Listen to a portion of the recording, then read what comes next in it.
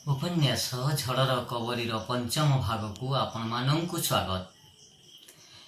एही अध्याय रे आमे परिचित हेबा चिन्नुर भाई सुब्रत सहित। 85 माइल दूर रे गोटे निबिड़ जंगल भितरर क्याम्प डाक्तरखाना फेरिले डाक्तर सुब्रत चिन्मयींक भाई। 10 वर्ष हेला मिलिटारी चाकिरी। ए मिलिटारी जीवन अत्यंत कष्टप्रद। पोष पोष रक्त सुखी जाए, रक्त निगिड़ी पड़े। एई माने सीमांत प्रहरी। एमानंक दुखर शेष नाही, सीमा नाही। पोकमाछी भली केते बेले केउठी झड़ी पड़ती, टली पड़ती, केही तार खबर रखती नाही। सेही भली एक कर्तव्यमय जीवन डाक्तर सुब्रतंकर। कथा कहिबाकू बेल नाही, चिंता करिबाकू बेल नाही, घर कथा बुझिबाकू भी बेल नाही। सबु बेले खाली काम काम आउ काम। तांकर आदर किंतु खूब बेसी। हेले जेउथि पई तांकू समस्ते आदर करंती, सम्मान करंती, ताहा तांक मानविक संवेदनशीलता। गोटे मिलिटारी जीप रु ठपकिना तलकू डेई पड़िले सुब्रत। संगरे संतोष भट्टाचार्य, दुहे घनिष्ठ बंधु। दुहे बारंडा को उठी आसिले। तांकू हसी हसी अभ्यर्थना कले कांचन। सुब्रतंक सहधर्मिणी चिन्मयी आउ प्रदीप। चिन्मयी परिचय करैदेला। भाई संतोष दा, ए होउछंती प्रदीप पट्टनायक, जने प्रस्पेक्टिव आईएएस। सुब्रत संतोष एका बेले चित्कार करी उठिले, अच्छा यंग मैन, बहुत खुशी हेलु तुमको देखी। दुहे करमर्दन कले प्रदीप सह एवं कहिले, चिनु पूजारी की कह जल्दी खाना बनई देवु। संगे संगे चली जीवाकू हबो बाहर को आमको।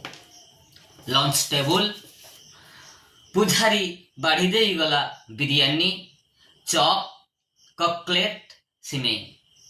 दुई पाखरे बसी थिले सुब्रत, संतोष, प्रदीप, कांचन आउ चिन्मयी। खाना शेष हेला। समस्ते उठी बेसिन रे हाथ मुह धोई ड्राइंग रूम को आसिले। कौन गोटे कामरे चिनु आर घर को चली गला। एही अवसर रे प्रदीप कहिला, मते क्षमा करिवे सुब्रत बाबू, मो संबंध रे चिन्नु जहा कहिछि ता बोधे टिके अतिरंजन। मु आईएएस रो धार धारेना। मु गंजा कॉलेज रो जने सामान्य लेक्चरर। सुब्रत हसी उठिले, कहिले सेथिरे जाए केते आसे केते। तमे जने जने सच्चा मनीष, से ही यथेष्ट। एही कथाबार्ता भितरे इमरजेंसी कॉल्स आसी पहुंचिला। लैंडस्लाइड होईछि। 2-3टा गाँ संपूर्ण निश्चिन्न। सुनिबा मात्रे सुब्रत संतोष फक फक डेइले जीप भितर को। गला बेले सुब्रत कहिले, प्रदीप ओ यंग मैन, मते न कही तमे केबे चली जीव नहीं। यू आर ए जुएल। गाड़ी छाड़ी देला। चेनाब नदी कूलरे सीमेंट बेंच उपरे बसी थिले प्रदीप और चिन्मयी। चिन्मयी भाबु थाए, बुद्धि बड़ ना हृदय बड़। प्रदीप को नेकी भाईंकर काहींकी एते भाव प्रवणता। भाई कोन प्रदीप रही सरल मन को पसंद करंती? से कोन आगरु प्रदीप विषय रे किछि खबर रखिछंती? भाईंकर कोन इच्छा विनय को अपेक्षा न करी? चिन्मयी आउ भाभी पारे नाही। मुंड झिमझिम हुई उठे। किए भलो, विनायक ना प्रदीप? के के? चिन्मयी रही भावना भितरे प्रदीप कहिला, अरे किछि कहून जे?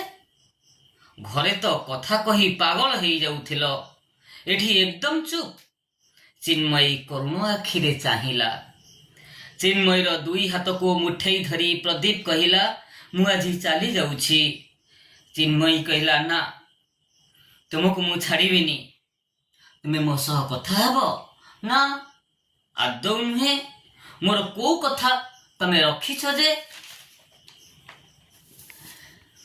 मु कहिथिली ना परीक्षा देवाकू देह छुआई नियम करिथिली मो कथा भाबिबो नाही चिठी लेखिबो नाही मो फोटो देखिबनी एते भलो पाउथिलो शेषरे मो मुहरे कला बोलिलो प्रदीप हठात गंभीर हैला हाथ खसी आसिला चिन्मयी हाथरू ओ कहिला तमे कांद नाही चिन्मयी मु निश्चय चली जीवी तुमको केबे भी असुविधारे पकेबिनी तुमको असम्मान भी करिबिनी चिन्मयी उठी ठिया हला दुहिंको आखिरे लुह छल छल चिन्मयी कहिला मु तुमको चली जीवाकू कहिबी नाही निरीह मेंढा छुआ को हत्या करि परिबी नाही चलो राति बहुत हेलानी हुए तो भाउज आमको खोजुथिबे भाबुथाए काहाको हत्या करिबो चिन्मयी विनायक को ना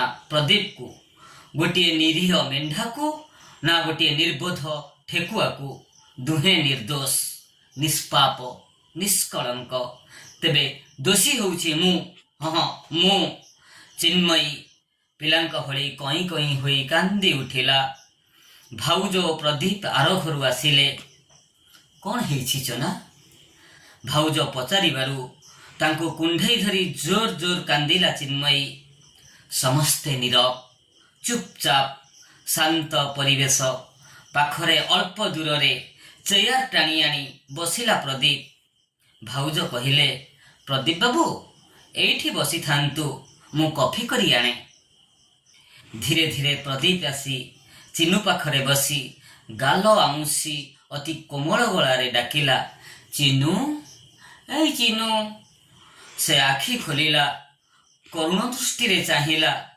प्रदीप कहिला मो लगी बहुत कष्ट पाइल चिन्नू मु पछे तुमको छाड़ी 1000 माइल दूर को चली जीवी तमे कांदिबो मु कदापि सही परिबिनी चिन्मयी कहिला मते छाड़ी चली जीवो प्रदीप रही परिबो मते छाड़ी चिन्नू को रोग सज्जारे छाड़ी देई केमिति चली जीवो तमे मु मला परे मो मुहरे टिके माटी देबो नाही दुहे बेसी बेसी कांदिबा को लागिले प्रदीप रो मने नाही चिन्मयी मुहरु हाथ उठे आनिबाकू चिन्मयी रो भी ख्याल नाही सावधान हेई जिबाकू एई समय रे भाउज कॉफी आनी पहुंची गले आ कहिले कांद नाही मु सबु बुझी पारिछि काली भाई आसंतु मु सबु कथा खोलिकी कहिबी से अति उच्च उदार मना लोक केबे अराजी हेबे नाही आउ चना